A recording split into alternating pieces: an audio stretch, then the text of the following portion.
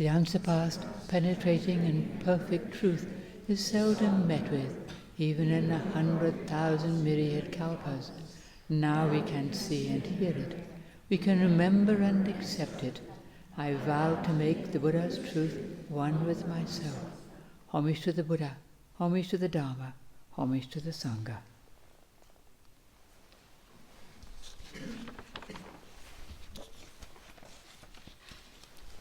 So welcome everybody. Thank you for coming, being here. It's nice to see you all. Some of us staying here, some of us staying in town, some of us live here. And it's just nice that we're all here together. Can you hear me at all? Am I a bit quiet?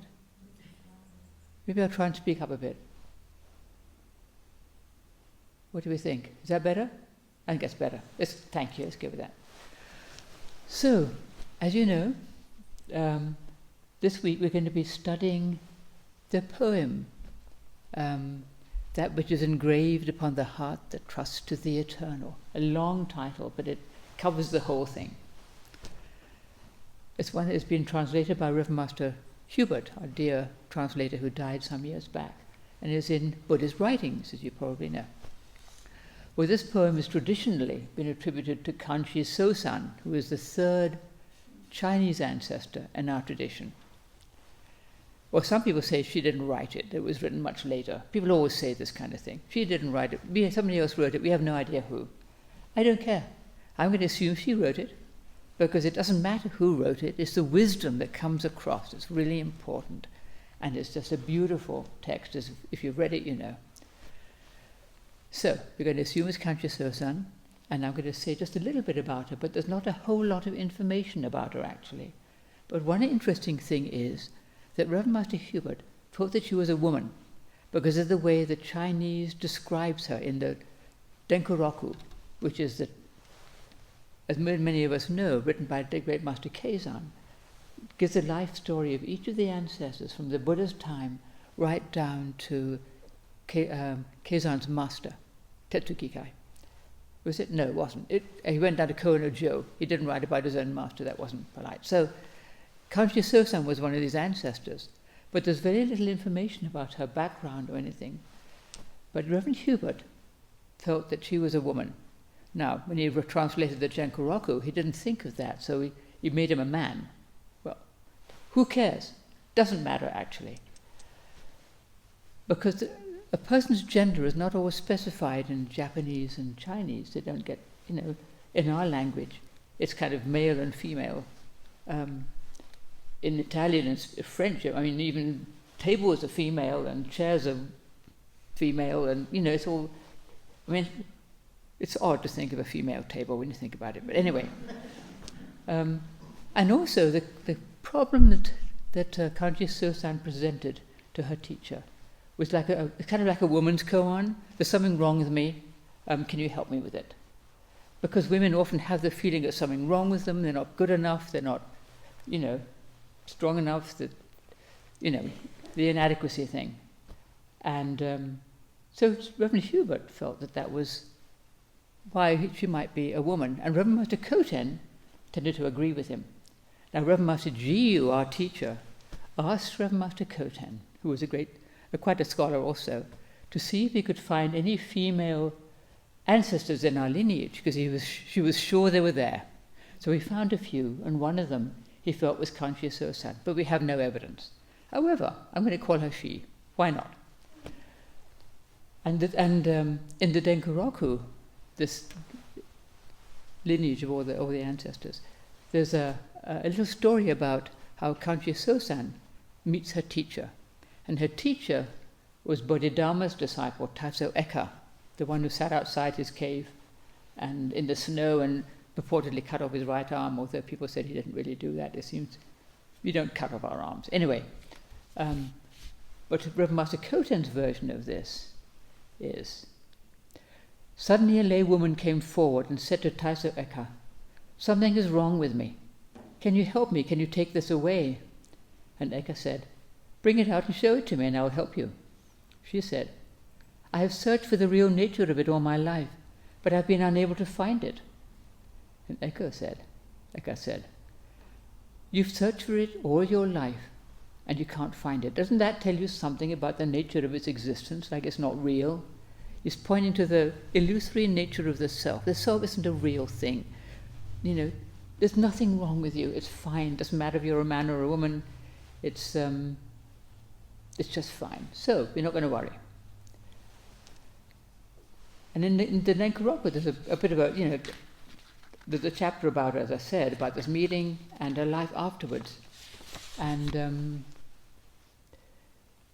she trained with Shasta Abbey for a couple of years, 2 years, and then he told her to go live in seclusion up in the mountains because there was going to be political trouble. And sure enough there was.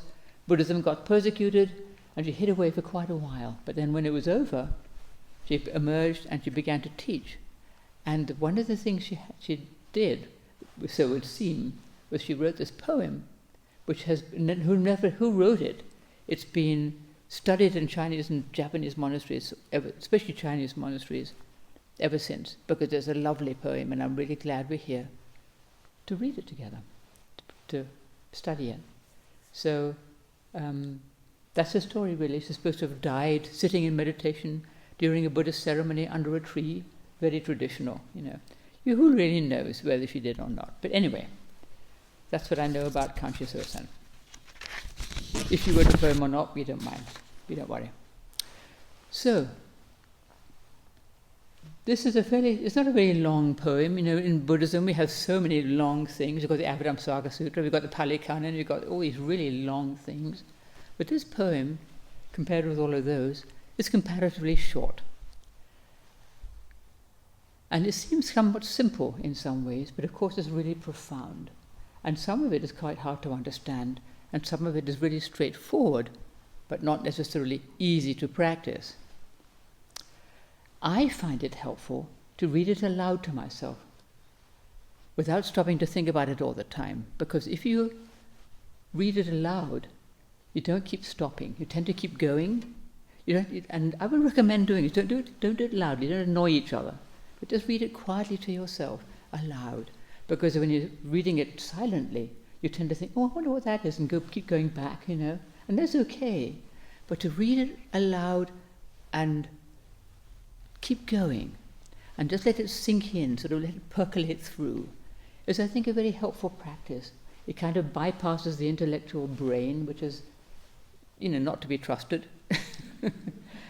And if you just get stuck in thinking about something, you tend to miss the point. So I would recommend, if you can, just read it aloud quietly to yourself. Okay, the title of the poem, it's usually translated as Faith in Mind, or Inscription on Faith in Mind. And I think faith in mind, what does that mean? It doesn't mean a lot to me, actually. But Rev Master Hubert liked to make things perfectly clear. And he included all the implications if he could. So he had this long title, That Which is Engraved Upon the Heart That Trusts to the Eternal, because that's what he felt was really intended. What's written on your heart when you really entrust yourself to the eternal, Buddha nature, the unborn, undying, however you want to call it, or however we think of it, that which within us, which entrusts ourselves to that. And it makes it clear we're talking about the heart, not the brain, because mind tend to makes us think of the intellectual mind, and we get stuck in the brain, and that's not what's being talked about, it's the heart. So the title, Trust in the Heart, is a short form of this long title, because it's the heart that trusts to the eternal. So there isn't really a discrepancy between the heart that, trust in the heart, and the heart that trusts to the eternal. Well, who's trusting what? It's all the same. Of course, there's no difference at all. It's our own heart within that entrusts itself, entrusts ourselves, entrusts everything to that which is greater than we are, however we want to call it. And that's what we're trying to practice. And the poem, over and over again, keeps affirming this. When you let go of our self-centered views and opinions, our likes and dislikes and all that, we come to live in harmony with Buddha nature, which is our true heart. Our own heart is in accord with that, not separate in any way. We entrust ourselves to our own heart and to the Buddha nature, because it's the same thing. It's interesting that actually there's quite a lot of us here for this retreat, and quite a lot online. Because I think this title, Trust in the Heart, it really speaks to us, to our own heart, at this time especially, when there's so much distrust, disharmony, division, discord, everything in our world, fear, uncertainty, and a lot of upset with people, in our world. We want something to rely on. We need something we can rely on, something that helps us through a difficult time. It always seems to be a difficult time, but now it seems to be particularly so. Things are difficult, frightening, something that will sustain us when things are hard, both in our world and in our own lives also. We have our own difficulties, problems, worries, sadnesses, as well as joys and blessings when they come to us. And to be able to sit in the midst of all these things, to sit still and find a true refuge, is really what we would wish to do. And this poem that we're going to study shows us how we can do that, to sit still in the midst of it all, entrust ourselves to that which is unchanging amidst all conditions, unborn, undying, our true refuge in the midst of all our conditions. So, for this week, I would recommend that you put away your cell phone as much as you can. We used to say absolutely. Now we just say as best you can, Let go of all those many concerns that tend to fill our lives. You're not getting rid of them. You're just gently putting them down for a little while, for this 1 week. Just put them down for a week. The world will manage without us, So that we can concentrate on what we're trying to do, see beyond our little concerns and the things we worry about and concern ourselves with all the time. To see beyond all that, to that which embraces everything.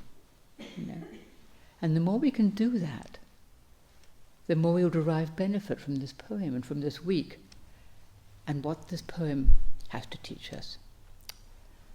So, I would suggest we try to be as quiet as we can. Monks as well, we tend to be dreadful. Not to get into unnecessary conversations, if we can help it.